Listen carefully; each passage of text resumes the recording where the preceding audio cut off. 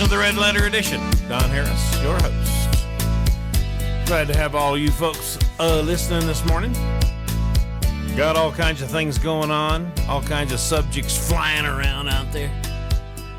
I just reach and grab one, play with it a while, and send it on its way. Enjoying some good coffee, made too strong on purpose. I don't know, man. I don't know how it happened, but I just really love strong coffee. Let me tell you this story. Way back, we used to have a, let's see, what was that thing? I think it was a Comet. Nice car. I mean, it was a simple little car, and it was when they were trying to make the Comet a little larger. I forget the year model of it. It was blue. And it wasn't that old. And all of a sudden, you talk about pulling off a coup. I did this. And I don't know how I got away with this, but the clutch is out on this Comet, right? And so I talk my dad, my stepfather, into letting me put a clutch in there. I'll need him to help me, to guide me, tell me what we got to do and all this stuff, how to do that. But I want to do this job myself. So he's all proud of me and everything, I mean, this it's what us guys live for, Dad to say that he's proud. And so he's going to help me do this clutch job, and me and my friend Bill Miles, we work. Well, we're kids, right? We're working way into the night. It's like midnight, we're out there with a drop light. And we're taking you have to take the drive shaft out and take the transmission out and take the bell housing off the back of the motor. And I don't know if you have to take the bell housing off or not. You may be able to drop it out through a pan at the bottom. I'm not sure. But nevertheless, we're doing the whole deal, man. We're involved. And I think my stepdad's a genius, because, he's just a preacher. And he knows how to put a clutch in a car. Those days are gone. Anyhow, we're out there working on that thing. We're putting the clutch in that car. And I look up underneath the car. I'm laying there. I look up and I see mud and stuff all up underneath the bottom of that car. And I'm so worried that my dad is going to want to look up under there where we're working, because he's going to see that. You see, the reason that the clutch is out in the car is because I have had that car out in a little dirt track that was way off of Wickham Road somewhere. I don't know if I could even find it now.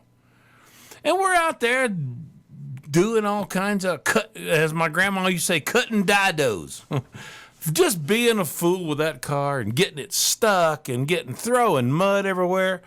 And, we know full well we're just going to wash it, when we get home and get away with it. But I got it stuck and just was burning the tires down on, back in those days. What were those tires? They were called nylon belted tires.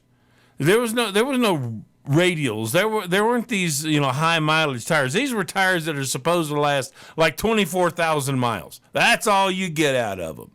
Well, these had about 8,000 on them, and they were almost bald. Well, the back right one was where I'd been spinning the living fool out of this thing, got it stuck, and I burnt the clutch up in this car. I'm the one that caused this problem, that I'm now the hero because I'm fixing it, right? I got away with this.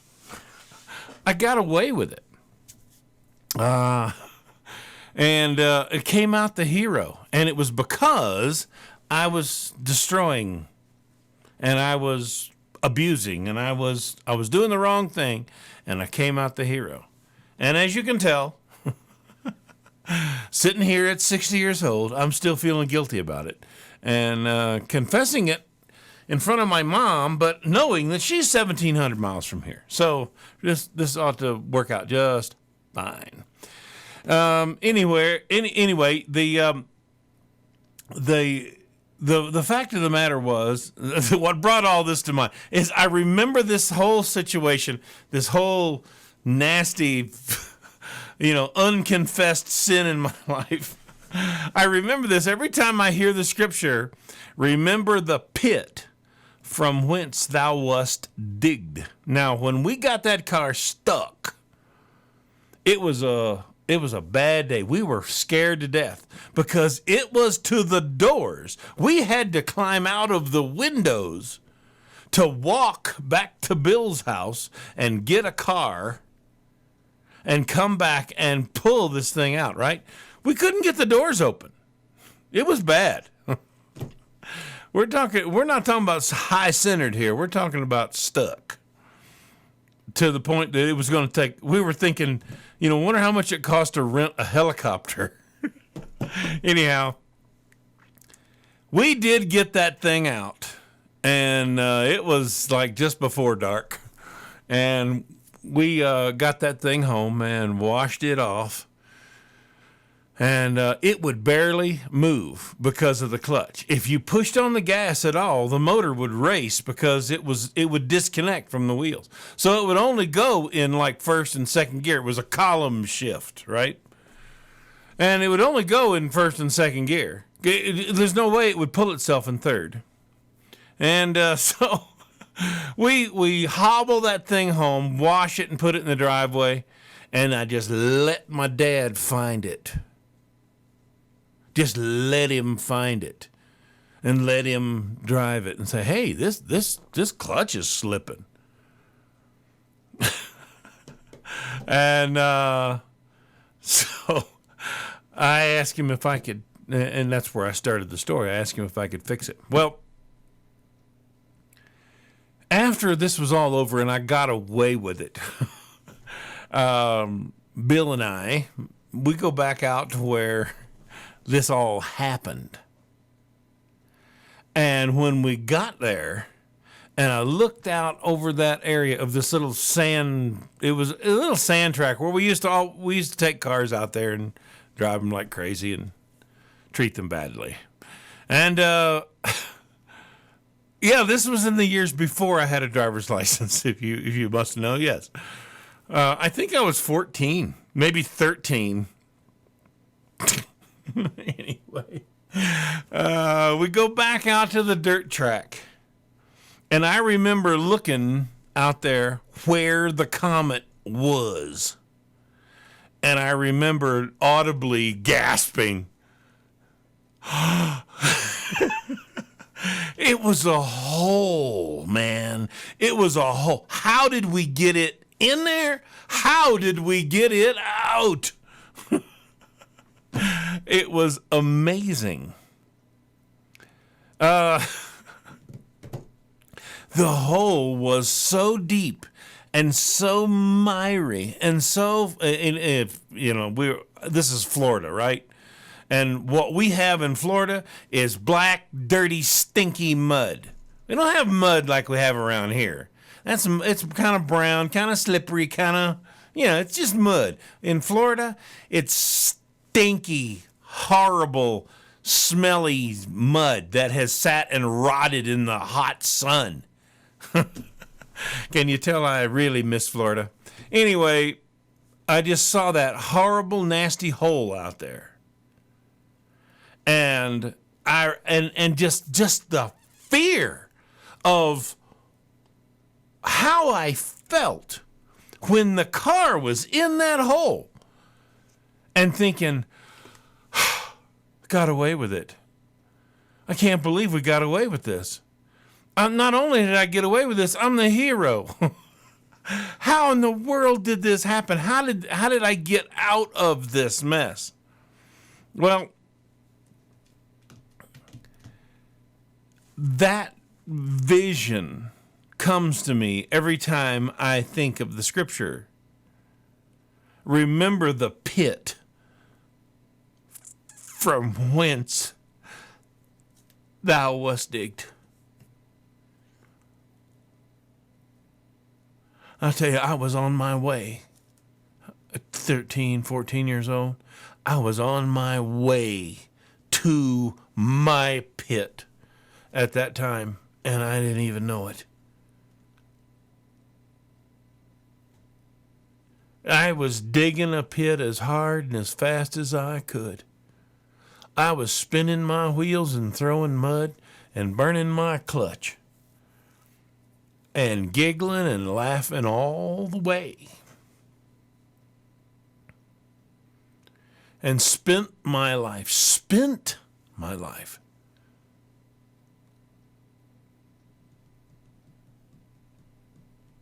trying to remove innocence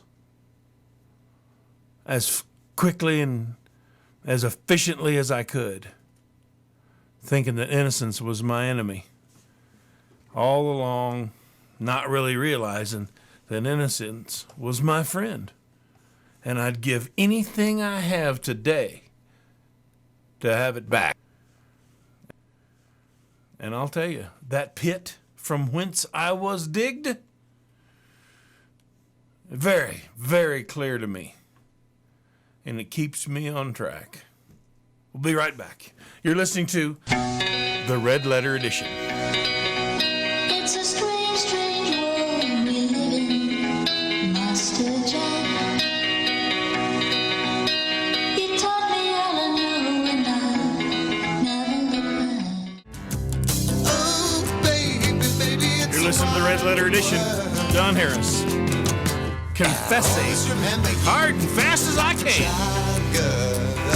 You know, got to thinking about some of those things and about those days and that kind of stuff. And I remember I played this yesterday, as a matter of fact. I'm going to play it again for you today.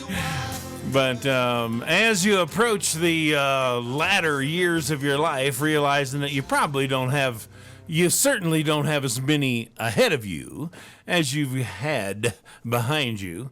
That's quite a sobering thing. And as you know, that when I involve myself in reflections about my past and realize that I have to give an account, it just makes you think about stuff that's more important than hey, what's for lunch? And so in contemplation of those things, I wrote this, and I'm going to play it for you now. And it's a poem entitled Mature.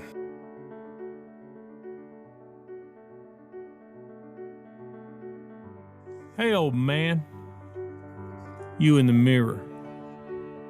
What did you do with the boy, the fresh-faced kid who seemed much nearer before you came to annoy? You look like him, and I know sometimes you feel you still may be. In fleeting dreams and thoughts sublime, you may even think you're he. But you're not, old man. The boy is gone, never to see the sun, never to kiss his forever love, or play, or jump, or run. Time, that thief, caught him away and dimmed his smiling pearls, his giggle, his songs, his carefree way, his eye for pretty girls. Time bartered for strength, gave him fatigue. White teeth for dingy rocks. Soul gambled and lost to selfish intrigue. Baldness he got for his locks. Cheated was this little guy. He never stood a chance. The time would be kind and pass him by. He stood, no shield, no lance. Thoughts like bubbles of looming troubles effervesce behind your eyes. Hey, old man, what's left for you since time demands, then flies? You sorry you ran the lad at a lope and spent up all your youth? The boy you chased could help you cope. now that you're long in the tooth. Your eyes once light with future bright, now red with dust and years. The sparkles darken for want of sight. They're hard for lack of tears. Is that our boy behind you? May I talk with him? I know all too soon I'll find you, eclipsing him once again. You see, that's me. What am I, 10? Though I can hardly remember the boy I was back then, too green to cut for timber.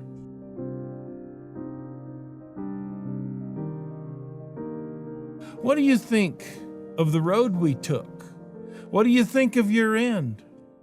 We paddled our boat to the end of the brook and avoided some rocks and bends.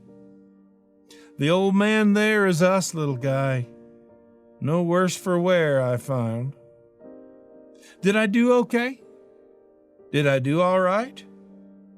Did I get us there safe and sound? I cheated you, buddy. It wasn't just age you chased away in fear. Your innocence kept me from turning the page. You seemed to keep God so near. Sorry, pal, for the man you see. It's you after I got through. I thought I was the best that I could be, yet giving no thought to you. Blame me, selfish me. I knew better and did it. Before I knew, life was a spree. I felt I couldn't quit it. He's quite a mess, that old coot you and I turned out to be. Ugly, broken, dying to boot. But like it or not, it's you. It's me. Sorry, old pal, it's the end. There's still plenty to do. You'll never be back to try it again. And I'm the old man, not you. Hey, you mind if I say something? The youth appeals complaint. I know you feel like it's the end, but I'm here to tell you it ain't. This old guy, I'm his biggest fan. Life ebbed his naivete. When I played boy, he played man, while I stayed young every day. In defense of my future, your past, defending poor Tempest Fugit, you did well. We made life last. We wasted no time. We used it. Drank to the dregs, did we? I hope that you enjoyed. Yours was a plan. No ennui. And we did it. The man and the boy.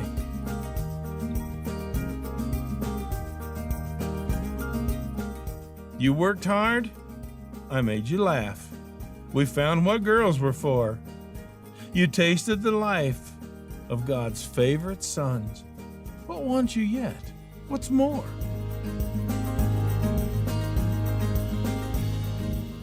I had to hide for the old man to be bold. Yours is to stop complaining. You wouldn't want to live as a 7-year-old and not know to come in when it's raining. Like medals of honor, your scars are to me, and with them, you still have a grin. You're my hero, dear image of me. And your eyes are twinkling again. You can show me what's wrong with the old man you are, all the stuff you may never do. But I'll not slam him. To me, he's a star. After all, he's me too. The years are lean and scattered? No, they're fat and full of song. Want my complaint about those years? None were ever too long. As far as making us enemies, I'm afraid you're wrong, because unavoidably he is what I will be. And I am what he was. The old guy and I are one and the same. Neither of us can gloat. We're partners in life. No one to blame. Neither more worthy of note.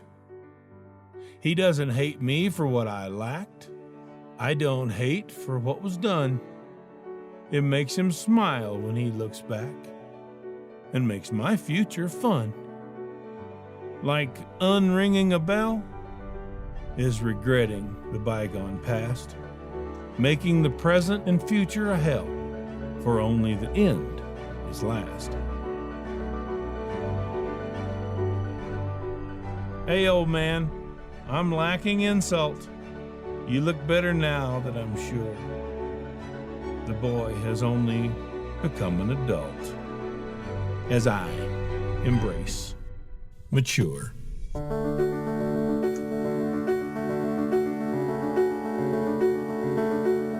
right, folks, you've been listening to the Red Letter Edition. Don Harris. And, what is it? Confession Day. If I could wish anything for anyone in the world, it would be that you got away with it. It's not really escaping punishment. It's not really just getting away with a crime. It's not just finding out that you never were found out. Let him do what he's really, really good at and what he really, really enjoys. And that is setting aside your sin, setting aside your mistakes, and making you a better person on the other side of those mistakes.